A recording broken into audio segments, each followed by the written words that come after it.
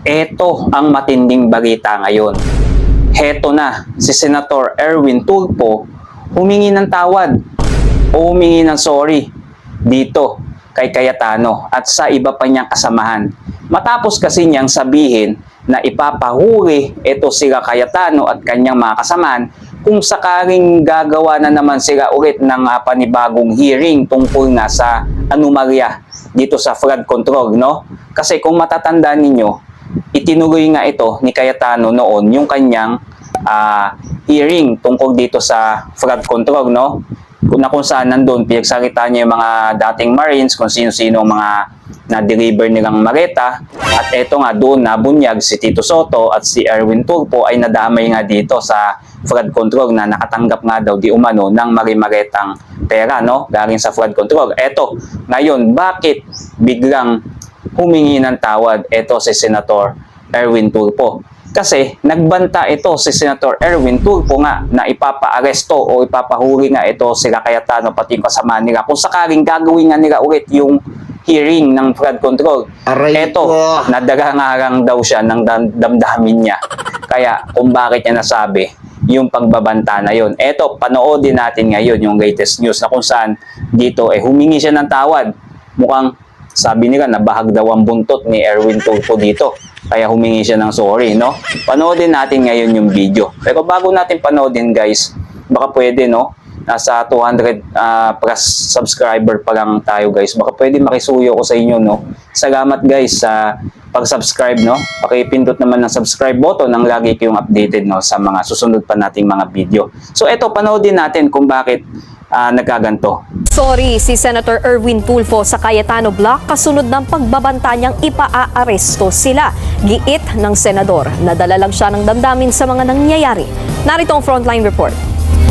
Pagpapaaresto, pagkukwelyo at pagbitbit kay Senator Alan Peter Cayetano at iba pang senador palabas ng sesyon o plenary hall ng Senado. Yan ang naging banta ni Senator Erwin Tulfo sakaling magkaroon ulit ng anyay fake na flood control scandal hearing nang hindi ang Senate Blue Ribbon Committee ang nagsagawa. Si Tulfo kasi ang chairman ng komite kasunod ng balasahan sa Senado nitong nagdaang linggo. Ayan. Eto, si Tulfo kasi ang chairman dyan, no? Hindi yung kasamahan ni Cayetano. Kaya medyo naano siya dyan. Kumbaga mukhang nadismaya, biglang nagulat. Bakit tinuloy? Isip-isip niya, syempre, bakit tinuloy nila yung yung hearing doon? Ako yung dito, chairman.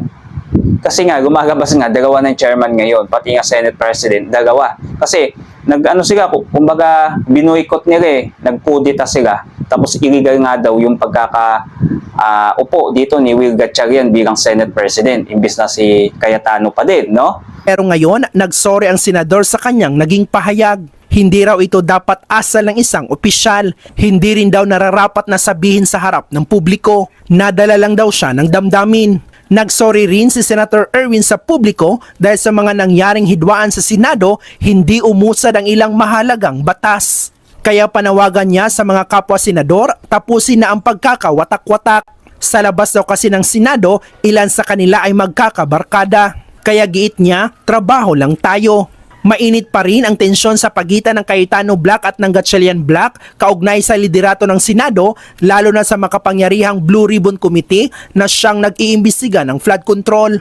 Kahapon, yan muli ang iginiit ng napalitang majority block. Isa nga riyan si Senator Loren Legarda, ang Senate Pro Tempore ng Cayetano Block.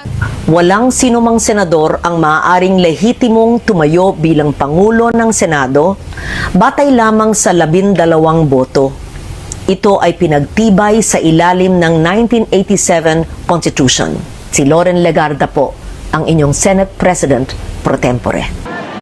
Ayan. Eto, yan.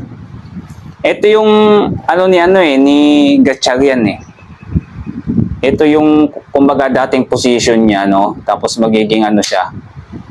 Totoo naman talaga yung sinabi ni Legarda dito. Pero bakit sa 12 boto tinuloy pa din nila? Handa naman at willing naman daw itong si Cayetano na bumaba o umalis sa pwesto kung makakaboto ng 13 o 13. 12 nga lang yung boto So, illegal nga daw. Hindi pwede yun. No? Kaya ang laking ano niyan, ang laking issue talaga ngayon sa Senado, dalawa, wasak-wasak na yung Senado ngayon. Hindi natin malaman bakit nagkandareche-reche na yung dyan, imbis na okay naman sana, di ba? Pero sagot sa kanya ni Senator Sherwin Gatchalian at ngayong acting Senate President at Senate President pro tempore, Of course, we respect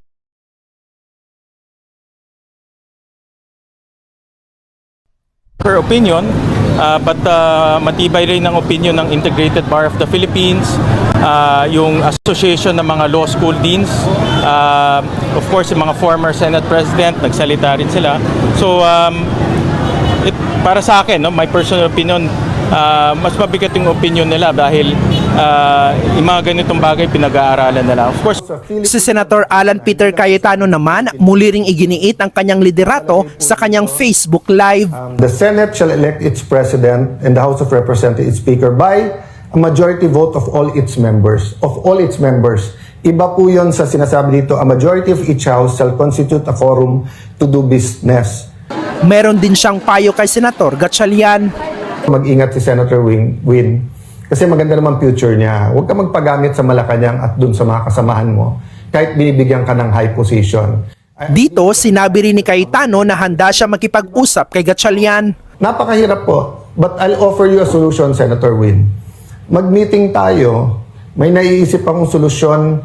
Mahirap umanap tayo ng solusyon kung sino ang tunay na Senate President kasi yung 3 libro na hawak ko ay nagsasabing yung legitimate Senate President, yung nahalal nung 13.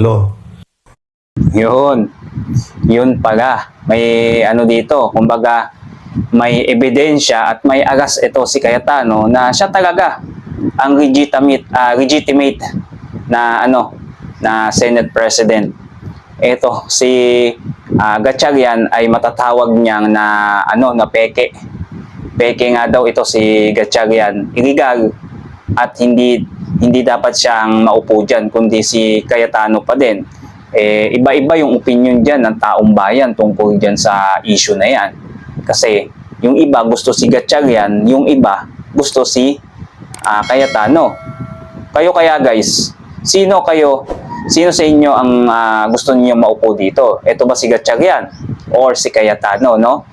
So, comment lang kayo guys sa video natin. Huwag nyo din kalimutan mag-subscribe nang lagi kayong updated sa mga susunod pa nating mga video, no? Madami pa tayong mga video guys tungkol dito sa updates at mga balita dito sa Senado. At nagkandareche-reche na nga tong Senado dahil dyan sa ginagawa nila, no? So, yun lang. Salamat sa panonood.